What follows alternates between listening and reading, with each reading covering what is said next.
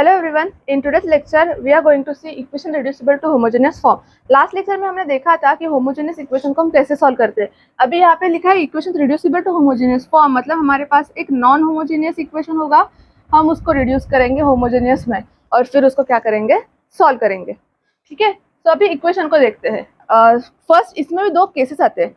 तो इसमें first case क्या है, केस 1 और केस 2। केस 1 क्या है, a1/a2 is equal to b1/b2। Okay, next case क्या है, a1/a2 is not equal to b1/b2। Okay, मतलब अगर इक्वेशन में a1/a2 और b1/b2 का रेशो सेम आ रहा है तो इसका मतलब हम वो केस 1 है, और नहीं आ रहा है तो केस 2 है। ओके, सो अभी हम देखेंगे कि यहाँ कौन सी केस आ रही है। मैं केस 1 और केस 2 को कैसे सॉल्व करते हैं ये सिमिलर एग्जांपल्स के थ्रू बताती जाऊंगी। ठीक है, सो पहले हमें dy/dx लिखना पड़ेगा। तो dy/dx क्या हो रहा है, 2x + 3y - 1/6x + 9y + 6। Okay, so अभी a1 का कोएफिशिएंट क्या है, 2, a2 6 और b1 क्या है 3/9।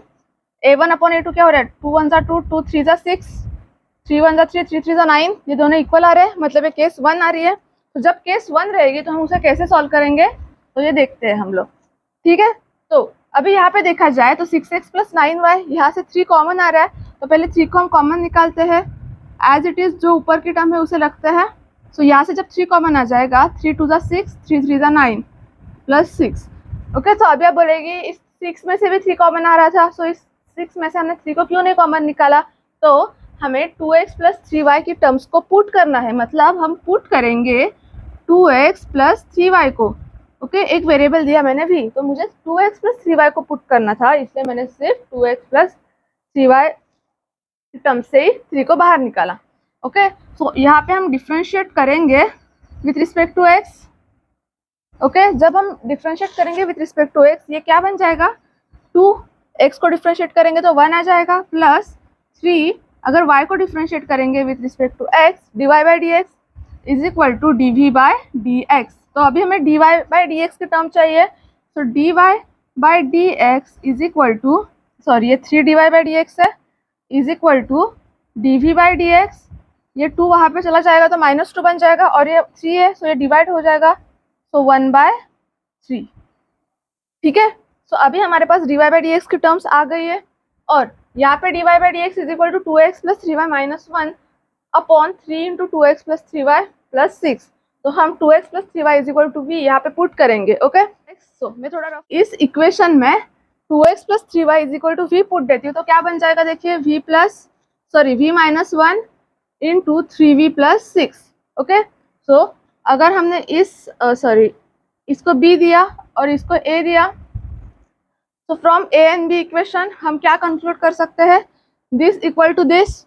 सो 1/3 × dv/dx माइनस का 2 is equal to this. So v - 1 divided by, अभी यहाँ से 3 कॉमन आ रहा है, सो v + 2। सो ये 1/3 है, सो ये 1/3 कैंसिल हो गया।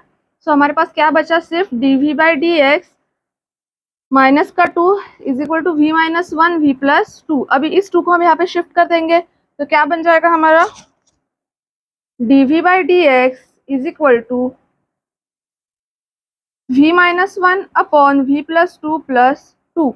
ओके, सो ये क्या बन जाएगा, dv/dx is equal to v - 1, इस 2 को हम v + 2 को मल्टीप्लाई करेंगे, so 2v + 4 divided by v + 2। Okay, so ये थोड़ा रफ कर देती हूँ, v/dx is equal to v + 2v, 3v बन रहा है, और -1 + 4 + 3 बन रहा है, divided by v + 2। Okay, so अभी हम लोग क्या करेंगे, v की टर्म्स dv की जगह लेके आएंगे और dx को वहाँ पे शिफ्ट करेंगे। सो अभी यहाँ पे 3 कॉमन आ रहा है, सो 3 को हम बाहर ले लेते हैं, तो क्या बन जाएगा, 3v + 1 बन जाएगा। ओके, अगर नहीं समझ रहा है तो मैं एक स्टेप यहाँ पे लिख देती हूँ। सो ये क्या बन जाएगा, 3 × v + 1/v + 2। Okay, so v के टर्म्स को हम यहाँ पे शिफ्ट करते हैं, so v + 2 divided by v + 1 dv is equal to dx और ये 3 है यहाँ पे as it is. Okay, so अभी हम जब इसकी नेक्स्ट स्टेप क्या है, हमें इंटीग्रेट करना है, पर इसका इंटीग्रेशन होगा क्या, नहीं, तो हम थोड़ा इसे सिंप्लीफाई करते हैं। तो सिंप्लीफाई क्या होगा, देखिए ये इस जो 2 है, 2 को हम लिख सकते हैं 1 + 1। ओके, सो v + 1 नेक्स्ट जो टर्म्स है एज इट इज रखते हैं। ओके, अभी v + 1 अपॉन v + 1 1 आ जाएगा, plus 1 upon v + 1 dv is equal to 3 dx। Okay, समझ में आया हमने क्या किया? जैसे कि 2 मतलब ही क्या है, 1 + 1। सो अगर v + 1 लिखा तो v + 1 upon v + 1 1 plus 1 upon v + 1 dv is equal to 3 dx। Okay, so अभी हमारी नेक्स्ट स्टेप क्या है, हम इंटीग्रेट करेंगे। ओके, सो क्या करेंगे हम अब, integrate both sides. Okay, so both sides integrate करेंगे तो क्या बन जाएगा, integration of 1 + 1 upon v + 1 okay dv is equal to integration of 3 dx। Okay, so अब ये क्या बन जाएगा, 1 का integration with respect to v plus 1 upon v + 1 log of v + 1 is equal to integration, जब 3 कांस्टेंट है और 1 का इंटीग्रेशन मतलब क्या, x plus log of c। Okay, अभी इस log ऑफ c को हम यहाँ पे शिफ्ट करेंगे और v को यहाँ पे शिफ्ट कर देते, तो ये क्या बन जाएगा, log of v + 1 minus log of c is equal to 3x minus v। Okay, so ये क्या बन रहा है, log of v + 1 upon c is equal to 3x minus v।